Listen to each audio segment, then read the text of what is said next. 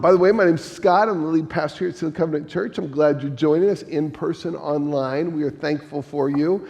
And today we are in the fourth week of a family series we've been doing. And it's a series that we found out of a church in Georgia and that we just really felt spoke into some things that we as a church need to look at and listen to.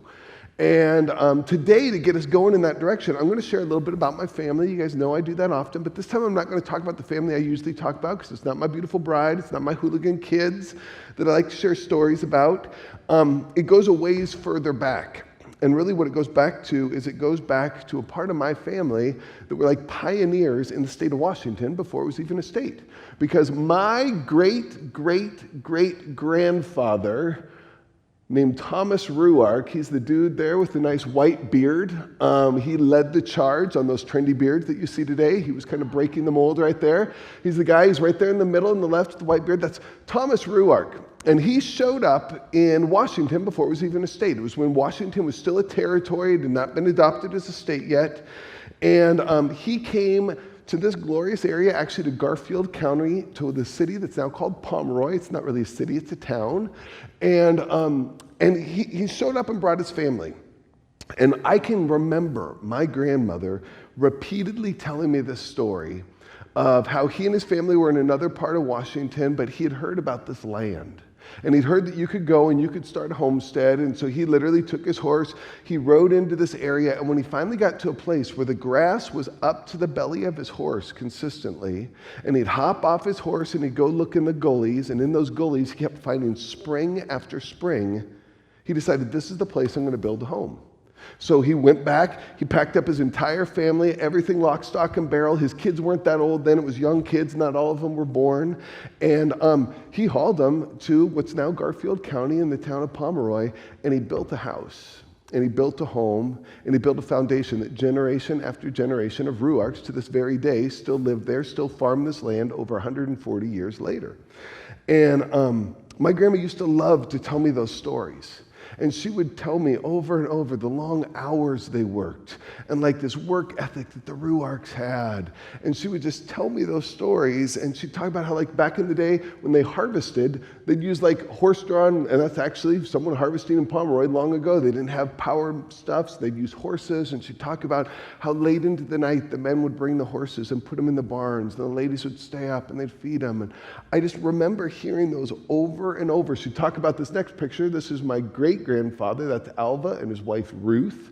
I actually met him. He wasn't in a horse and buggy when I met him. He was in an easy chair in a retirement home.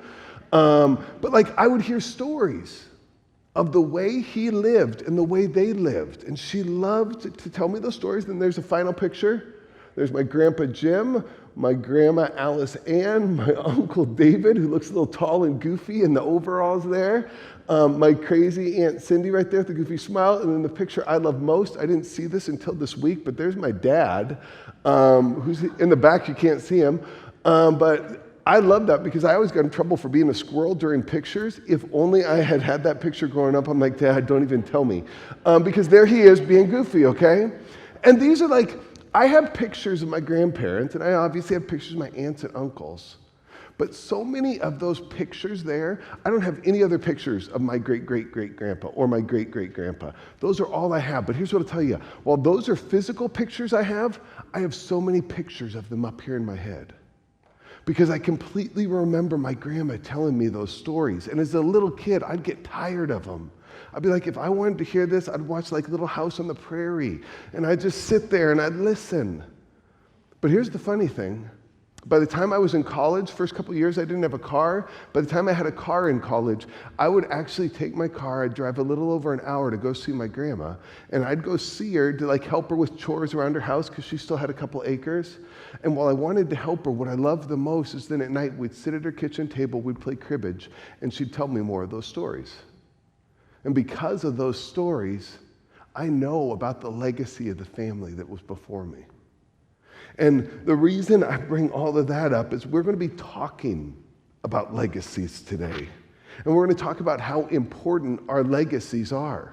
As we've been talking about families in this whole series, it's because we understand the importance of families, and we understand the importance that what we do with our families makes a difference. My great-grandparents raised and shaped my grandparents. My grandparents raised and shaped my parents. And then they raised and shaped me. And here's the reality. I know that the life I lead is going to raise and shape my kids. And our future families are going to look to the lives that we're living right here, right now, to decide what their lives will look like. And today I want us to look at it because we're all leaving a legacy. And it's funny, like as a student, you're like, okay, I don't have kids, or maybe you're in a spot where like you've lost family, or maybe where your family is separated, or you have always been dreaming of having a family, and you're like, I can't even find a spouse. Don't tell me about a family. Here's what I'll tell you, this still fits. Because we're not just talking about kids. It can be nieces. It can be nephews. It can be the people in your community. It can be serving at the Selah Academy.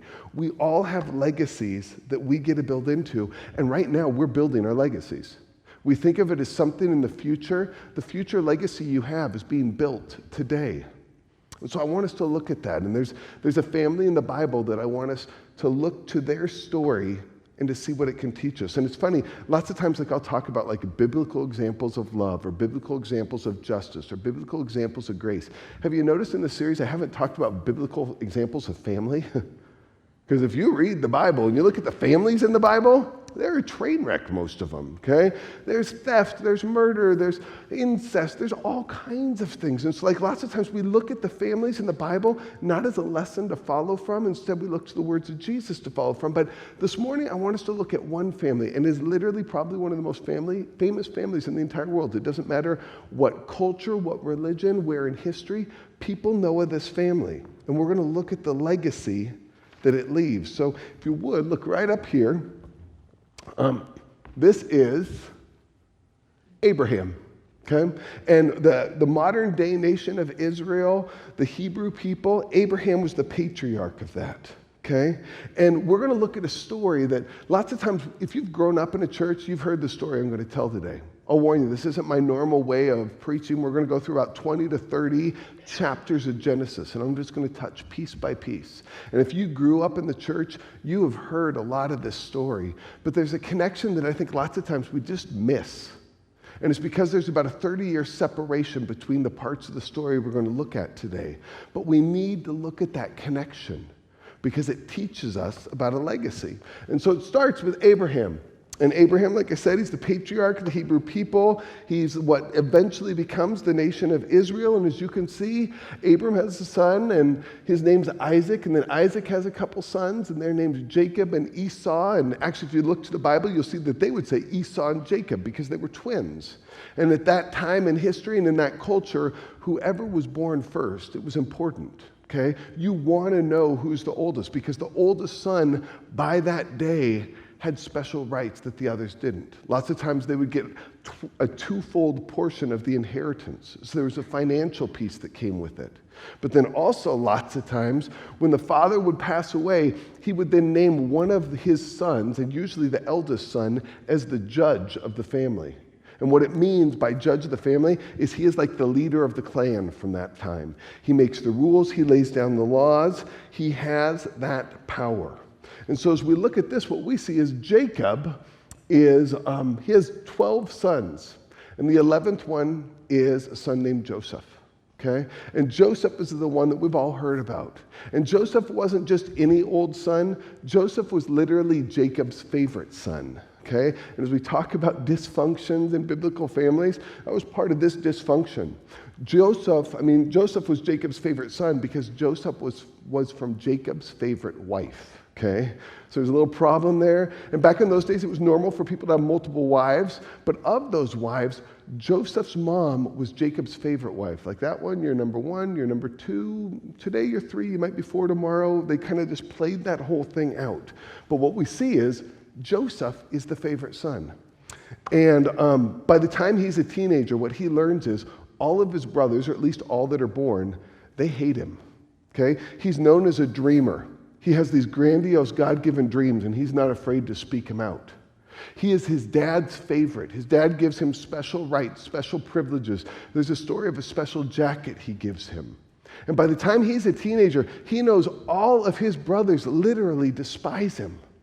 So there's this story of his brothers are out tending the sheep, and maybe it's just because he's the youngest, or maybe it's because he's the favorite. He's at home, and his dad says, listen, I want you to go check up on your brothers. They should be over here. So Joseph goes out on this march and walks on out, but they are not over here. And over here is a long ways. It's not just like across the pasture. It's a good distance. And so he goes to look, but they're not there. So he asks around and he finds, well, actually they're over in another town. So he walks over to the other town. And as he's getting there, his brothers see him coming. And you can imagine, like, here comes Joseph. He's going to tell Dad that we're not where we're supposed to be. And they just start talking about him. And finally, they just hatch this plan. They say, let's just kill him. Let's just kill him and be done with it. And so as Joseph walks up, they grab him and they toss him down in the bottom of a dried up well in the middle of a desert, and they start hatching their plan for how they're going to kill him. Well, as they sit there and they come up with this plan, this discussion, things kind of change, and this traveling caravan comes by. And like, why kill him when we can just make some money? And they decide to sell him into slavery, and they take some money for him, and they send him off. And this is a story that if you grew up in church, how many of you grew up hearing this story? Okay, I can remember the little felt board pictures that my Sunday school teacher made the little story come alive. And I remember the little kid Bible. And you hear the story, but think about it in real time. Joseph is a 17-year-old spoiled kid living with a wealthy family. He shows up to his brothers who he knows hate him. And when he gets there, they grab him and toss him down in a well. He hears them laughing, talking about he's done. We're going to kill him. Will they kill him by hand? Will they just let him suffer and die in the well? He doesn't know. Eventually, he feels a little relief because he hears he's being sold. So they haul him up out of the well, but he goes from being a spoiled favorite kid to marching through the desert shackled, knowing that he's headed to a life of slavery.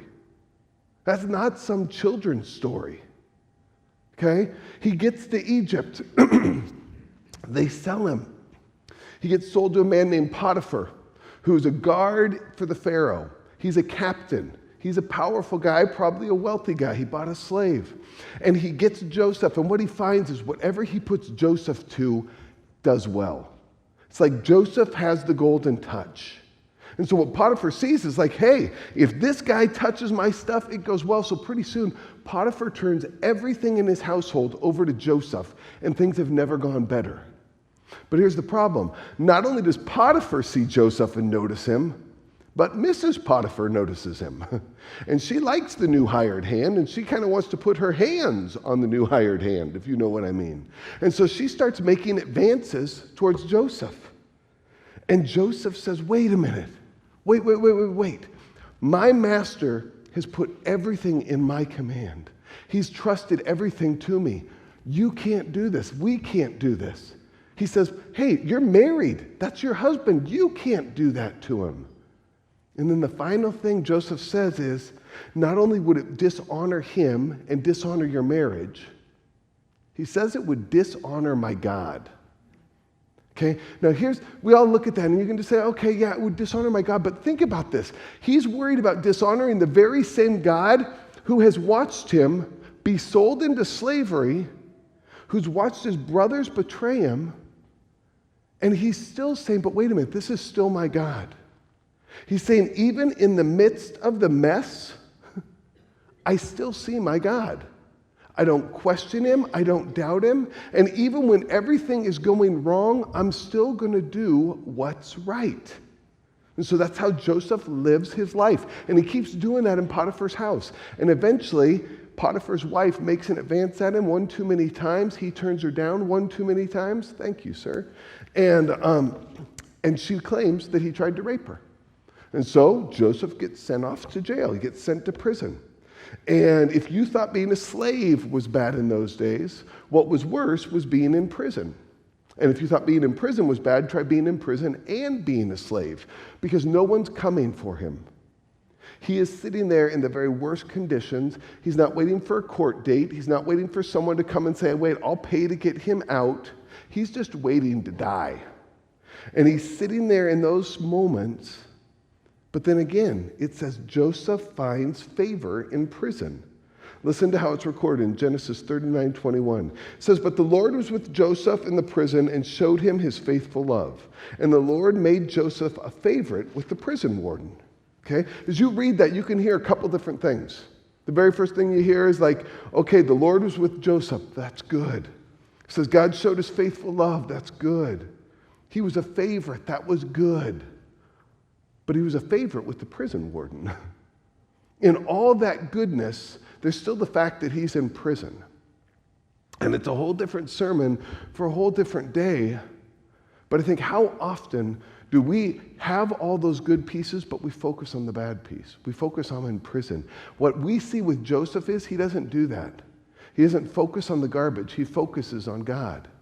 And even though he's still in the wrong place and it feels like the wrong things are happening to him, he is still doing the right thing while he's in prison. And so as he's in prison, he's still the favorite of the warden. All of a sudden, some of the Pharaoh's servants get sent down to prison. And they're there, they've made the Pharaoh mad, and all of a sudden they come to him, they're like, we have these dreams. And so Joseph says, hey, thanks to my God, I can interpret these dreams for you. And he gives them an interpretation, and then he just says, listen, if these are right, and if these benefit you, and if you get out of here, remember me.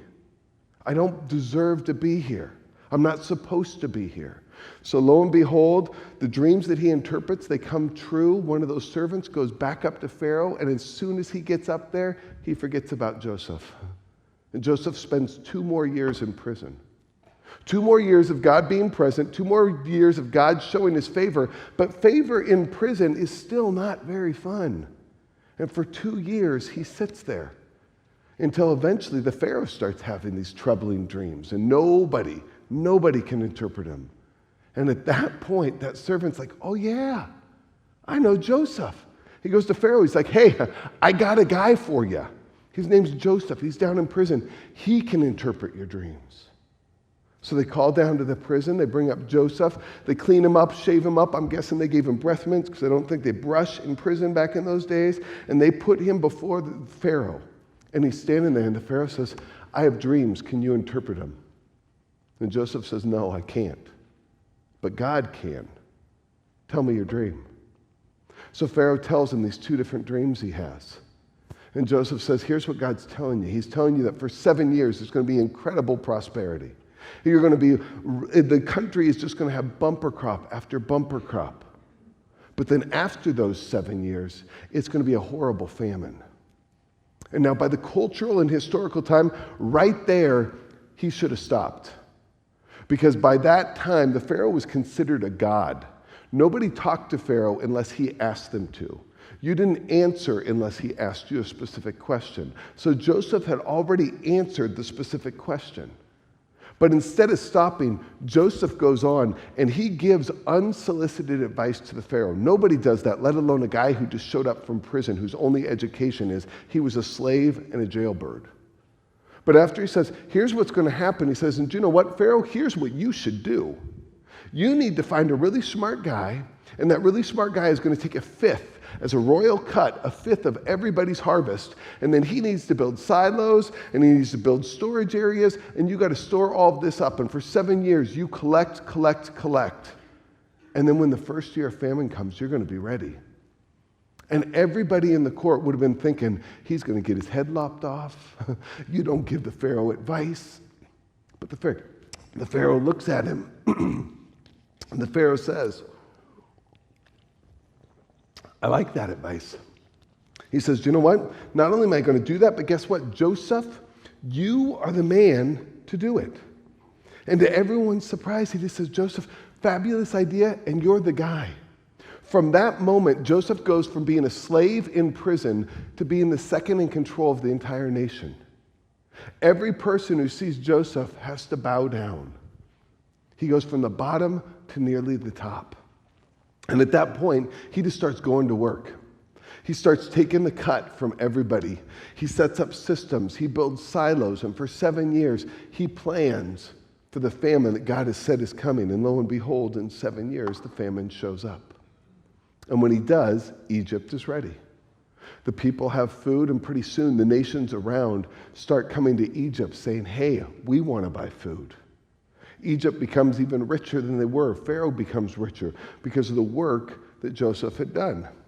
And about 2 years into that, the people who show up on Egypt's door and on the Pharaoh's door and on Joseph's door are his father's family and all of his brothers.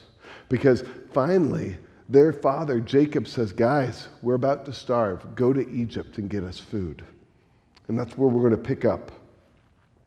It's Genesis 42, 5 through 7. So Jacob's sons arrived in Egypt along with others to buy food, for the famine was in Canaan as well.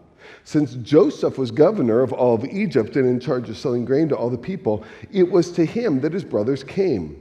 When they arrived, they bowed before him with their faces to the ground. Joseph recognized his brothers instantly. Okay, imagine this. His brothers show up. They don't recognize Joseph. Joseph looks like a completely different person now. He looks like an Egyptian. He probably got makeup on his face. He's probably as dressed up, almost as fancy as the Pharaoh himself. And his brothers walk up and they have no idea who he is. But as soon as he sees his brothers, he goes right back to 22 years before. He remembers the guys who were laughing and jeering as they tossed him down in a well. He remembers them talking about killing him. He remembers them laughing as they sell him. He remembers walking through the desert thinking, am I going to live? He remembers sitting in prison. All of that stuff has to come rushing back. And here they are before him, all bowing down, waiting to buy something from him. Their destiny and their lives are sitting in his hands. At this moment, he has the power to end their lives. He has every reason to want to end their lives. But in the midst of all those memories, there's another one that I think has to pop into his head. And it's the power of legacy and the power of stories. Because while he has that and he remembers everything he experiences, he thinks back to some of those stories that his family told him. Because in our culture, lots of times, we think of our families like our immediate family. In that culture, their past ancestors, the previous generations, were the people that they heard about growing up over and over. It was like my grandma on steroids. She would have told the story over and over. They did even more. And at this moment, as his brothers are there and he has a chance for vengeance, I have to believe a story from his past shows up. And so what I want us to do is we're going to rewind 30 years back and look at the story that I'm sure he heard over and over. Go back to the family tree. We got to go back to Joseph's dad and his uncle. So Jacob and Esau, we told you they were brothers, they were twins, wildly different guys, okay? Esau was an outdoorsman. He loved to hunt. He was the man's man, out doing stuff. Jacob, still a man's man, but he loved to cook, okay? He loved to be in the kitchen and create. Different guys with different loves. And one day, when they were both teenagers, Esau comes back from a multi-day hunting trip. He might have been a Ruark because he came back empty-handed. And he had not got anything, and so he was hungry. And he walks in the door famished. And there's Jacob stirring this big old pot of stew. And Esau, if you're a parent and you have a teenager, you might notice kind of a melodramatic tone here, because Esau says, I am starving. I'm going to die if you don't give me some food. And here's Jacob just stirring this pot. And obviously he did not attend church last Sunday because he should have said, what can I do to help? But instead, he sits there and he stirs. He's like, I'm a little brother. I got a little power right here. I'm going to leverage this moment. What can I get to this big brother who's always lording over me that he came out just a minute or two earlier, okay? So he's sitting there and he just shoots for the moon. He says, I'll give you a bowl of stew if you give me your birthright. You know, remember that birthright meant that when their father passed away, he would get the lion's share of the inheritance. I'm thinking he tossed that out just thinking there's no way he'll say it. But we got to remember, Esau is a teenage boy, frontal lobe, not fully developed, not thinking. And he just says, I'm in, give me the stew. Shake hands, hands in the stew. And in that moment, Esau hands away his birthright. He hands away a part of his legacy. For just a momentary satisfaction, he hands away a long-term benefit. Another message right in there. But here's the thing. He hands away his birthright, and they keep doing life. You know there's agitation. Esau's mad. Jacob recognizes he has the upper hand, and they keep going through life.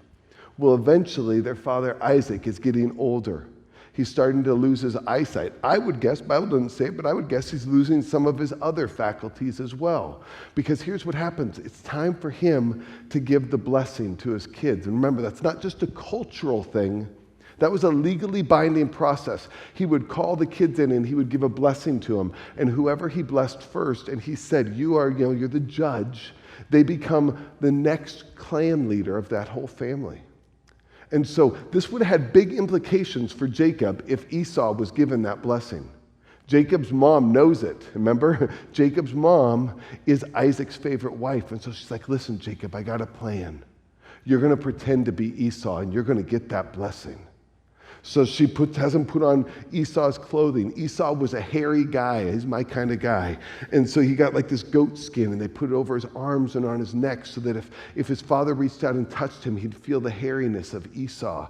And so all of a sudden, Jacob walks into the room. He's like, Dad, I'm here for my blessing. I'm Esau. And his dad's like, you sure you're Esau? He's like, no, Dad, I'm Esau. I'm here for my blessing. And so he lays his hands on him, and he gives him the blessing. And he names him the judge of the family. And about as soon as he does, Jacob recognizes he better get the heck out of there. So he does. And pretty soon afterwards, Esau comes in, says, Dad, it's your son Esau. I'm ready for your blessing. And he says, son, I can't give it to you. I've already given it away. And when Esau recognizes what Jacob has done, he is livid. He is like ready. He's ready for blood. And literally, the way it's described is listen to how they say it. He says, what is it? It's right up to there we go, Genesis 27:41. It says, from that time on, Esau hated Jacob because their father had given Jacob their blessing. And Esau began to scheme, I will be mourning my father's death, then I will kill my brother. This isn't like a normal sibling rivalry. Esau is literally saying, listen, when my dad is dead and buried, Jacob is going to join him. So Jacob hears it. He knows this is coming. So Jacob beats feet. He gets out of town. And he heads to where his uncle lives. And his uncle just happens to have two daughters, Leah and Rachel, who ends up being the mother of Joseph. And so for 20 years, here's Jacob living with his uncle. He marries the two daughters. He's slowly amassing a herd. He's amassing a family. His first wife, Leah, who's not his favorite wife, but his first wife, she starts popping out kids. It's as easy as that, I'm sure. And so she has 4 sons. And all of a sudden, Rachel, who is his favorite wife, she can't get pregnant. And she's desperate because you want to have sons. You want to carry on that family lineage. So since she can't get pregnant, she says, listen, Jacob, here is my maidservant. You have children with her. Her babies will become my babies. So pretty soon he starts having babies with her. Then Leah gets jealous and says, well, listen, here's my maidservant. You can have babies with her, and her babies will become my babies. And pretty soon he is like in a baby war. Every time he comes home from the field, there's another lady saying, come on, let's make a baby. And Jacob's like, okay. And after 20 years, he has 11 children. Okay, still hasn't had the 12th one yet, but he has 11 children. He has a massive flock and herd. He has become so prosperous that the uncle and all the people of that area say, listen, you gotta go. Go back to where you came from. We don't have space for you and all of your people. And it's at that point that Jacob hears from God. And here's what God says. Then the Lord said to Jacob, return to the land of your father and your grandfather and to your relatives there, and I will be with you. Okay, it starts out okay. He's like, hey, I'm going back to where my family's from. I'm going back to where where my father was. But then it's the relatives part. Because remember, he left his brother who swore, I'm going to kill you. He hears the words that he's supposed to go back, but then the final words that follow it are, and I will be with you. What we know is that had to carry some weight for Jacob. Because there's no reason anyone would take all of their fortune, all of their family, back to where they think they're going to die. He trusts that the Lord will be with him. Now imagine this. Since they always tell stories to their family, all of his kids, all of his wives, they would have heard about Uncle Esau. Yeah, I stole these things from Uncle Esau, and he swore he'd kill me. All of them would have heard those stories. So when he goes and says, hey, everybody, we're going back to visit your Uncle Esau, they're not liking it. Like, are you crazy? That's the guy who's going to kill us. But what he plain and simply says, but God will be with us. So they start heading back home. And as they're headed back, Esau hears they're coming. And here's what it says. Here's how he reacts. Then Jacob looked up and saw Esau coming with his 400 men. Esau coming with 400 men, that wasn't a family reunion. It wasn't wives and kids ready for a barbecue. That's a small army. He's standing at the edge of the hill, and that's what he sees on the horizon. So now it's Jacob's turn to react. It says, so he divided the children among Leah, Rachel, and his 2 servants. He put the servant wives and their children at the front, Leah and her children next, and Rachel and Joseph last. Okay? He puts each kid with their mom, and then he puts those moms in the order that he loves them. The servants go up front, Leah comes next, and then Rachel comes last. But notice, who's the only kid they mention by name? Joseph. By this point, Joseph hasn't been the big, powerful person in Egypt. Joseph is just the favorite youngest kid. He's the one name they mention. Remember that. It says, then Jacob went on ahead. As he approached his brother, he bowed to the ground 7 times before him. Here he has all of his family amassed in the order that he's trying to protect him. And then he goes and stands in front. And as he walks towards his brother who's vowed to kill him, he bows. And then he walks a few more steps and he bows. And anybody watching this would say, this is crazy. He's like basically taking a money train of family and possessions, unguarded, towards a small army of 400, serving it on a platter to the man who said, I'm going to kill you. And he walks towards him bowing. And as Jacob gets near, here's what it says.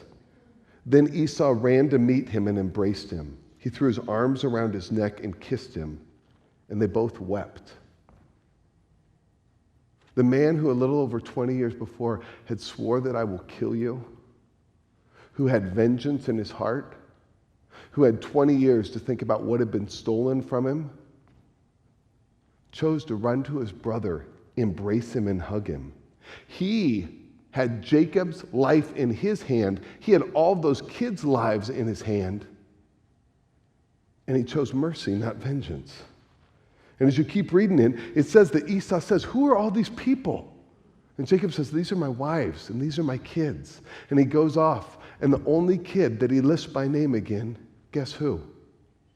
Joseph. What that tells us, this is a story Joseph would have heard over and over and over again growing up. This is what he would have heard about. He would have heard about the angry Uncle Esau, the one who was going to take his life, and then he would have heard over and over how Uncle Esau spared his life and chose mercy over vengeance. As he heard this story, he would have heard about his dad who had faith in a God that even though everyone's telling you you're going to go and you're going to die, he's like, if my God's with me, I'll go wherever they call me. Those are the stories that Jacob heard or Joseph heard growing up. And suddenly, when he finds himself in Egypt with all the power before him, everybody's lives in his hands, and every reason to take vengeance on his brothers, he instead chooses mercy. I think it has to be because of the stories that he'd heard from the people that came before him. His father's faith, his uncle's mercy, they shaped who he was later in his life. And that's something we got to look at, because think about each and every one of us. We can legacy is something down the road that happens later. It's happening right now. You are building your legacy. As your kids, if you don't have kids, as your nieces and nephews, if you don't have them, The people, the young people that you work with, the underclassmen that watch you in school, your little brothers, your little sisters, we all have people we influence. As they're watching you right now, they may not be taking pictures, but they're being emblazoned in their head. What are the stories that they're seeing? We're writing our legacies right now, and it's going to affect the generations that follow. And again, it's not just true for old people like me. It's true for our young people. You guys are like setting the stage for what others are going to follow. And it's easy to just think, I'm just living my life right now. Your life is leaving a legacy. What if somebody looked at your life from yesterday? Is that the legacy you'd want to leave? Think of the legacy of your last week. Think of the legacy of the last year and a half with all the garbage we've been walking through. Joseph didn't shine because everything was going well. Joseph shone because life was going crappy, and he kept his focus on God. Not just for a year and a half, for a couple decades. What images would come to mind if people based their legacy off what they saw in us in the last year and a half? It seems like a huge question, but the stakes we're playing for are huge. And right now, future generations are watching and deciding what a good dad looks like based off us. What a good husband, what a good mom, what a good wife, what a good aunt, uncle. They're watching what we do with technology. When we're with people, are we present with them or are we looking at a screen? Are we investing in relationships with the people around us, or are we watching relations play out on a phone or a device? They're watching what. That's why I love like Joe sharing the story of like, you guys make a difference with what you have. Our kids are watching. Do we just invest in ourselves, or do we look at others? When we have power, do we use it to just keep climbing higher, or do we say, I'm going to get down there and I'm going to lift people up? They are watching, and here's what I'll tell you. When we call ourselves Christians, the world outside is watching us and determining, is that anything I even want to be a part of? If that's what Christianity looks like, is that something I want to build into my life? The world is watching. Sometimes you hear people say, you won't be in the memories of your children tomorrow unless you're in their lives today. Ask yourself, what memories are you making? We play a huge role in determining our future families. That's why we've invested in this series in the last 4 weeks. It's not just changing the lives of our kids, it's generations. And if you're thinking like, Scott, you don't understand, I got a crappy generational past. You want to look at what I've been handed? I've been handed dysfunction. Guess what? You can be the person that changes it. The whole beautiful thing of Jesus, he says, listen, I've come to make the old new. I can give you beauty for ashes. I can take all the broken parts and you can start a new story. And that's what he longs to do in each and every one of us. But it takes intentional living. It takes recognizing that even in the midst of the mess, we have a God who says, I will be with you and I have a call on your life.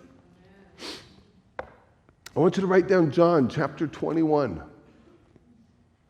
This week, I want you to read it. Because I know that I've heard people say, I think my story's a little too far down the road to make a change on. And I love John chapter 21. Because it's after the death and resurrection of Jesus, his disciples have seen that he's risen. They know that. But John chapter 21 sees his disciples going back to what they did before Jesus showed up. They're out on a boat and they're fishing. They're out and they're fishing. And it's been a terrible day of fishing. They haven't caught anything. As they come in, somebody yells at them, and it ends up it's Jesus. They have this miraculous catch, and they come into the beach, and he's cooking them breakfast. And each of those disciples, I can only imagine where they are in their head. We know that Peter's still working through this process, that he denied Jesus 3 times. He's questioning, like, is my story too far past being used? The other disciples, I got to think, some of them ran when Jesus got, arrested. They're still questioning, like, why did I do that? And here they are sitting in his presence. Others are thinking, I just sat at the feet of the cross and cried as it happened. I could have done more. They're all thinking about the past, but here's what I love. Jesus doesn't mention a single one of their failures. He talks about their future. He reminds them that they have a call. And he asks them to walk it out with conviction. He's asking us to do the same thing. He's asking us to do it in our families, in our communities. I think, God, what if we just did the same thing? What if every morning we just started out and had breakfast with Jesus? What if we sat there and remembered he has a call? The failures that we have, lay them down at his feet. Say, God, I need help with those. I'm leaving them to you. Help me turn from them. I want to hear your call for my future. And then we walk to live it out. We're still going to have struggles. We'll still have times that we're walking through the desert where we find ourselves in prison. But if we trust God and we stay focused, he has incredible stories that he wants to write out in our lives. And we get to choose if we're going to let him do it. Pray with me. Father God,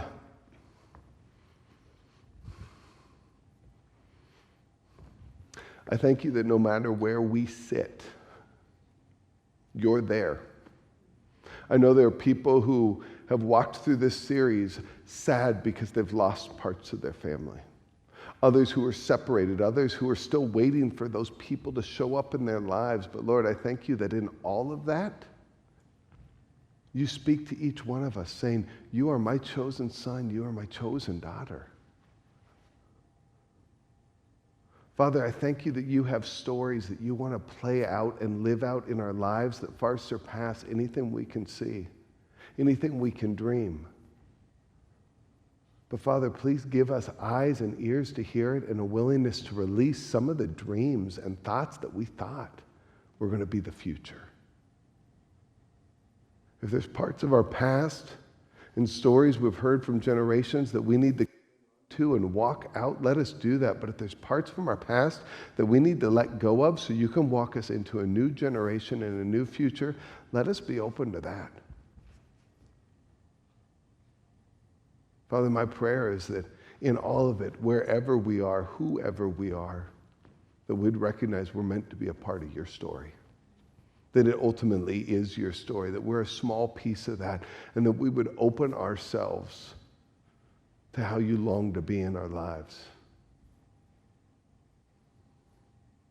Father, I thank you for these people. Thank you for this place.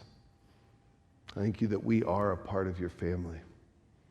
Let us walk that out in a way that people see you. I pray these things in the powerful name of Jesus Christ. Amen.